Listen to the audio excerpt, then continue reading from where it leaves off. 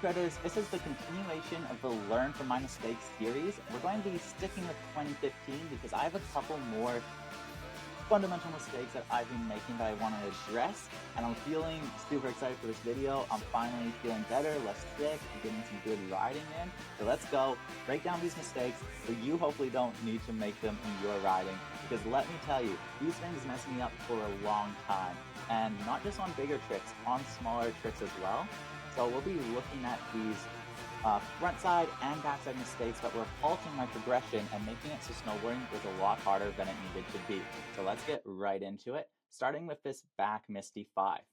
So something I didn't know when I was younger is that the point and the goal of doing a jump trick is to do it as safe as possible and choose spot as long as possible. So a Misty flip like this is seriously problematic because it leaves you at this point here, halfway through the spin, with your head looking straight up in the sky, not giving you any awareness.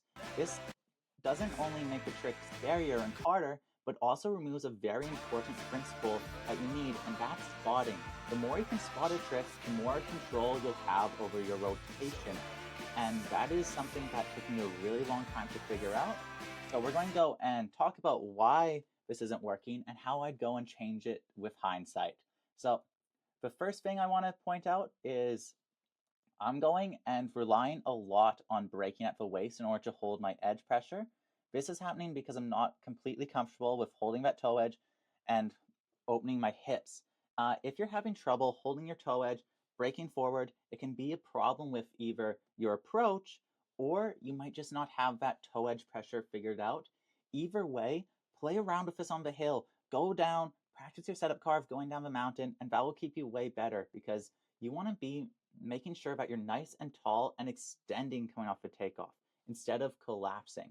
So that's the first major issue here, is at this point in the trick, I should be completely tall over my board and I should be extending, throwing over that tail. But instead, to generate that flip access, I go and drop the shoulder towards the board. What happens when you go and drop your shoulder instead of going and extending over your tail is it makes it so you round in your back. And that makes it so your rotational momentum is going to be thrown downwards like a front flip. If you do it the other way for a front side, it's going to be thrown backwards like a back flip. And these up and down vertical rotational axes are way harder to control and adjust because they aren't flexible. So what's wrong with this image here is that my upper body's lean forward and my arm is dropping down. This should have a straight extended torso and I should be taking my whole chest and dropping it towards my tail. And that would let me leave off my tail, where you can see here, both my feet leave off a jump at the same time.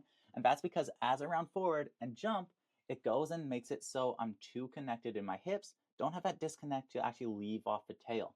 So this is happening because I didn't realize the goal of the trick is to spot and control your axis in the air. Here, I keep it a little bit flatter because I don't throw down as much. I use a shifty, so I'm able to spot at 270, but I don't have control over the axis.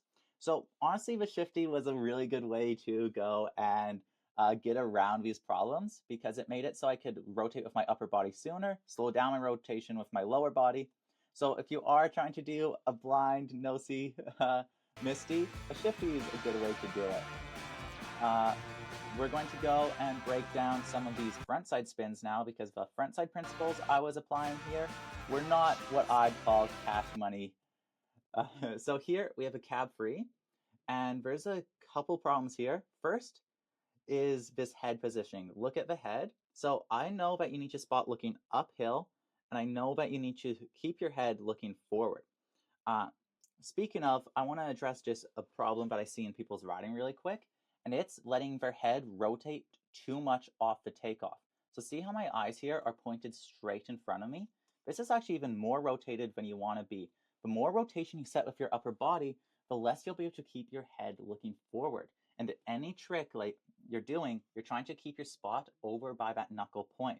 So by having the upper body rotated too much, it'll make it so you actually need to go and change the whole trick. Instead of letting your upper body open and rotate, instead you'll need to go and tuck your head right away, trying to find that landing.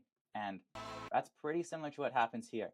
My head, I'm trying to hold the position, but since I went and held my upper body in a fully extended position off the lip, my upper body isn't rotating and continuing, and I'm making it so my head is stuck in place instead of continuing that rotation, not using the constant spot, and that makes it so I need to go and flip around the motion. It's really clear on, where's that frontside 540? Right here. It's really clear and exaggerated on a frontside 5. So on this frontside 5, you'll see that I take off and look at how twisted up this body's getting. The shoulders are fully rotated, the head is tucked down, looking under the armpit, and this is leaving my legs behind. And this is where we're seeing the disconnect in the upper and lower body, and that's where you're seeing the shuffle here. If you're using your arms and pulling them back aligned with your spin, that means you went and over-exaggerated the takeoff, letting your upper body rotate too much as you left your legs behind in place. So how do you go and fix this in your own riding? You do that by just going and delaying your snap timing. So here you can see that my body's in a fully extended position and then it holds it off a takeoff. What I'd want to do instead is snap a little bit later. That way I can keep that momentum going, and I want to make sure that I'm trying to get more extension out of my torso, trying to get taller. You don't want to be in this super compromised hip position. We can call this the A-frame position.